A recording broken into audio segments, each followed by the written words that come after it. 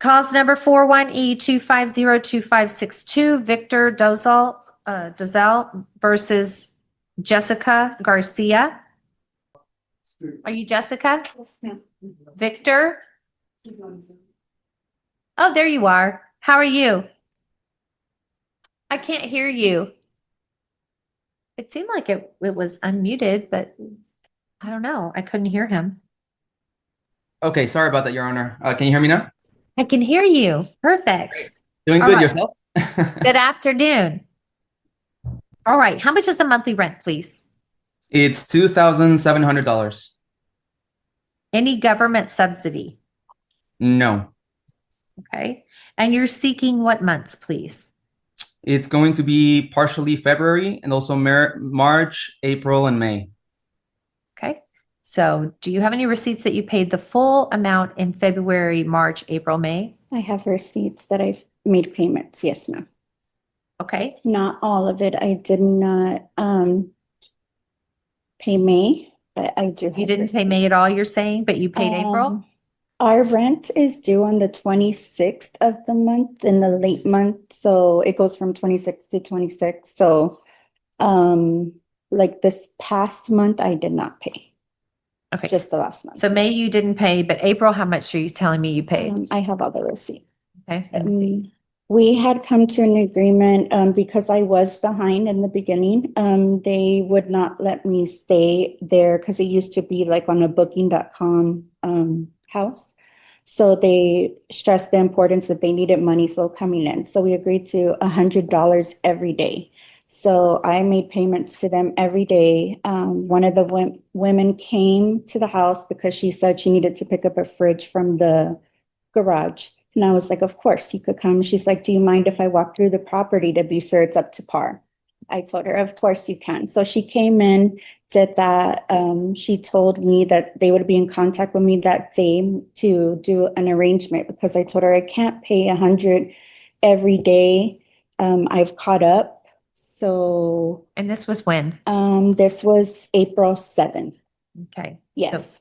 Okay. So I have receipts. We pay on either Cash App or Door Loop, which is like a residential payment like website or whatever. So I have the ledger from that, and then I also have the Cash App payments. So when she came that day, I paid her. She was there. She told me, yes, I received your payment and everything was fine. The house was fine, everything. I helped her load the fridge. She left, and then when we went outside, there was a notice on our door. So then I wrote her, I don't understand. Like, I thought we were caught up. We had the agreement, $100 a day. So then it just became issues from there. The house has code to get into the door. We don't physically have a key. My truck has been locked inside the garage a few times because they said that the code has expired. They had to reset it. And I was on my way to work, our kids to school. I couldn't get in there, the garage, to get our vehicle out. We've been locked out of the house, unable for all of us to leave at one time since the 7th of April. We have no way of locking or unlocking. As soon as we go out the door locks automatically and we won't be able to get back in. So we've had issues with that, but let me give you the receipts and so. Okay. Can you hear everything she's saying? I did, Your All Honor. right. So she's saying April the 7th, everything, she was paid up to date. Is that true? That is not true. I have the full ledger that I can either send to you via email or share on the screen.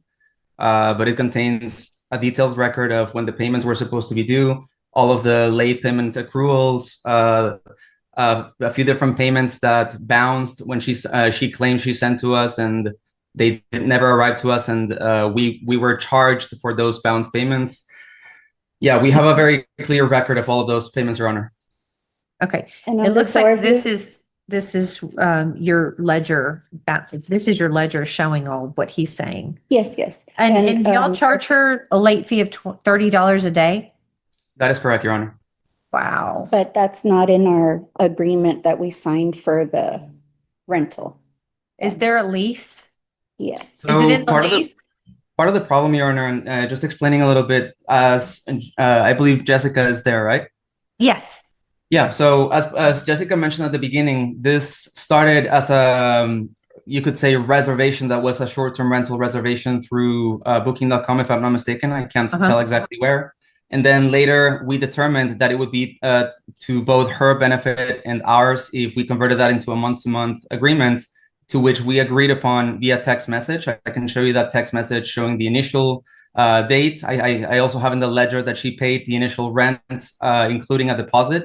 And then everything from that point forward started going downhill. But as I mentioned, I have text messages proving her acknowledgement of this rental. Also, text messages showing the acknowledgement of the late payment, acknowledgement in multiple different instances where she mentioned she wouldn't be able to pay, or just the different. I have different items to show here, Your Honor, if needed, showing that there was an acknowledgement of the oral agreement that we made via text message for the rental, the deposit, the payment dates, etc.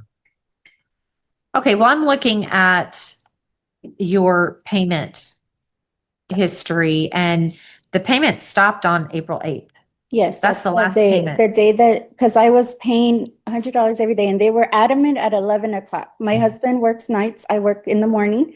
So I take care of a patient that has cancer, and I told them 11 o'clock does not work for me. I can pay you every day, but 11 o'clock AM, that's the issue I'm having to go deposit and send. Because I get paid daily on taking care of my patients. That's how I was able to keep up, because that's a lot of money, you know?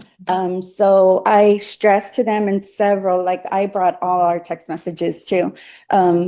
Then they wrote me and told me, we have an alternative agreement for you. If you would like, we will waive your, like the rent that was due on the 26th. And this was on April 7th that this text message was coming, that we will waive it. You can do $100 a day, but it will need to be paid by 11. And if you miss a payment by 11 o'clock, you will have to vacate the premises immediately. And I told them, well, I need to speak with my husband about this. I don't see an issue. I've been paying $100 every day. However, I don't agree to the 11 o'clock and the immediate part of it, because I would just be setting myself up for failure. Yeah. And I stressed that to them. So I had an hour or two to respond. That's what they said. You have, and now I have to look at the text, how long, but it was a short period of time. And I told them I need to speak with my husband. And because I didn't respond promptly because I was at work, they told me, oh, never mind. So I stopped paying then, because not only were we locked out, like even if I wanted to do the move out within the 3 days or whatever, I was locked out of the home. To be able to take my kids and leave and move stuff and then come back in, I would get locked out of the home with my things in it. Also, when we made this agreement, I was told that the house was getting foundation repairs done and there was going to be repairs done inside the home. The walls are cracked. The trim is separating from the floor. We have spiders everywhere, ants. And several times the toilet downstairs had flooded. That's for another day. We're just here on rent. I'm just trying to figure this out because it shows here Yeah. that you paid, we're just talking strictly rent. Yes, All ma'am. those things are, you have another remedy for that. Okay. But it shows that a return payment for $1,250 was returned on March 11th. Another payment was made on March the 12th. It was also Yes. returned Those are on the payments 12th. previous to, Okay, there's another one, a return payment on the 13th of March. You made a payment finally that went through. No. It on the 18th, you made a $850 and a $400 payment. They were both returned on the 19th and the 20th. They were returned. You paid on the 25th of March, $2,700. That one looks like it went through, but so that's one payment that you did make. Then it looks like you made a payment on April the 6th for $2,548, and you paid some on Cash App, 448, 200, which they gave you credit for. Yes. That was April, right? But they're saying, May and June. So Right. I have nothing. I have nothing for May or June. So yes, you do have receipts, but nothing for what they're asking Yes. for. So Um, I'm going to go forward with this. What is the total that you're asking for, rent only? Yes, Your Honor. Give me one moment. The total should be, excluding all of the late fees, $9,550. $9,550. And this is for, it's 2,700 and you're seeking what months? May? It's going to be partially February, and again, the ledger is a little bit confusing, but for February, there should be an amount owed of 1,450, and then the rest of the months, yes, she did. You can see that there's probably some payments in there, but they were all late payments. So it's partially February, March, and yeah, well, the rest of the months. Excuse me, may I say Yes. something? The reason I brought these is because in the notice, it was March, April, that they were seeking. So that's why my, ledger, I only printed what dates that were in the notice. I didn't go back to February. Because like I said, our rent is due at the end of the month. So February's would be February 26th, March would be March 26th and so forth. So we have. Okay, so I'm got gonna let into you June. get for March, April, May, anything, you didn't add February here. You said March, April, and I'll give you the, May and prorated for June, but I'm not going to give you February because you didn't put it on here. That's fair. That's fine, Your Honor. So you're doing, March is, 2,700, right? April is 2,700. May is 2,700. So that's 8,100 for that. So I'm going to give you 8,100. Excuse me. Yes.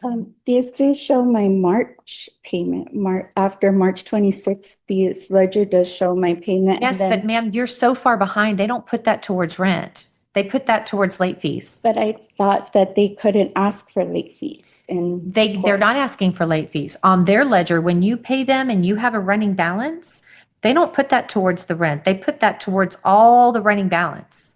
So you're just behind. But I have a text message that says that I was up to date in April from them. I was like, we are up to date, correct? And they said that's correct. April. Yes, ma'am. I was like, Okay, April she said 6th. she has a text message. Where's the text message? I will get it to you. That says April that she was current. And you're saying she's not. But if the text message says she is, then we'll look at that. We'll wipe out March then. So then we'll just have April and May that you owe, right? Yes. No. Yeah, you'll owe April and May because April, May, yes, ma'am. April 26th, May 26th. Yes, ma'am. well, no, they said that you were caught up April 7th. So you still are going to owe that whole month of April. Well, it shows that I was caught up because the whole rent is the 2,700 on the 26th. So it pays for the whole month and then the 26th again, it'll be. So Okay. Well, let me see what your text message says. I'm sorry. Do you have that text message where it says that she's caught up? I'm not aware of that. I can probably, Okay. yeah, I'm not We have aware. so much communication back and forth that it's a lot. And just to be clear, Your Honor, I don't doubt that at some point in time we did mention that she was cut up. I don't know if that was the date, but she did, as you saw in the ledger, there was several payments made. I'm sure that at some point she did catch up. I'm not sure when or how, but we are going by the ledger at the moment, where it clearly shows that there was a bunch of failed payments. One of the most likely things that I can think about is that we mentioned to her that she was cut up when the platform that we use for the payment said, hey, she sent the payment. So we said, oh, you're good to go. And then 2 days later or something like that, it bounced. And we went through this dance over multiple days of her sending a payment, bouncing, her sending a payment, bouncing again. That was in So March. I know, I think that was in Yep. March. Let me see Yes, that yes. again. But I think it was in March. I was reading You're- that. I read it out loud. you are correct. Yes. So we're talking April, March, March so- already passed. So you're talking April. So if they said April the 7th that she's caught up, then that means all these were caught up. Or you shouldn't If- have sent a If message. there's such So a text let's, message, I'm sorry I for don't the. know. She's looking for it. Yes, sounds I'm good. sorry, just, If she finds it, I'll let you know. I'll read it to you and tell you the date. But yeah, that was, because that was in March. All of that was in March. yes, ma'am. Yeah, April the 6th, you did pay a lot that all went through. You paid Because that's the last, $3,300. She Yes, paid it's $3,300. because that's the date that they told me that I had to be caught up by, the 6th. And then she came on the 7th. That's what I'm saying. Everything was fine. And then, so sorry. Give you a couple more minutes because I still have one and we've got a 3 o'clock docket. So, Yes, I'm so sorry. right, ma'am, I'm going to have to go forward. That's okay, It's ma'am. almost, I understand. I 3 had it here and I just don't know All where. right, so I'm going to take off February, so it's going to be March, April, and May, basically. Isn't that what he put in here? I think he put March, April, and then May has already come and gone. So it's going to be, you want March, April, May, right? Yes, Your Honor. That's $8,100. The court is awarding $8,100 to the plaintiff court costs, post-judgment interest and possession, setting the appeal bond at $5,400. And you do have 5 days to appeal. Okay? Okay, Thank you so much, thank ma'am. you. I'm so sorry. That's okay. Cause number 41E2502572, Yvonne Martinez versus Stephanie Mays. Your Honor, can I ask a quick question or am I too late? No, go ahead. Super quick. It's as far as I've heard in other cases, you've mentioned that other people are awarded things like the court fees, etc. Is that something that usually at the beginning of the process I have to check in order to be able to apply for those, or how does that work at a high level? The judgments that are already like the template of the judgment already has the court costs in there. It has the court costs. It has attorney's fees if there are any. It also has post-judgment interest and possession. It has all of that in there. Unless you say you don't want that, we can cross it out. Some people say they don't want anything but possession. So we cross everything out, but it's already in there. Great. Thank you so much, Your Honor. Have a great day. No problem. Thank you.